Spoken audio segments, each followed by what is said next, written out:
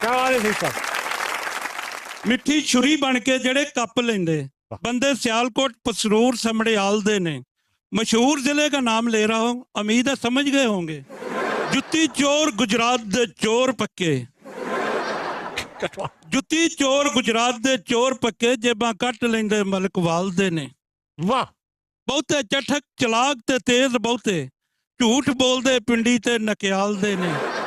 एक एक घर विच 5-5 अफसर, बंदे फतेह जंग जेलम नाल चकवाल दे ने। इस्लामाबाद सफाई विच बहुत अगे, रोड रात दिल लिशकारे पे मारदे ने। बाकी मरी हज़ारा पिशौर सारा, अद्धे तो वध बंदे नसवारदे ने। बहुत अच्छे ਸਿੰਘ ਸਾਹਿਬ, ਬਹੁਤ अच्छे।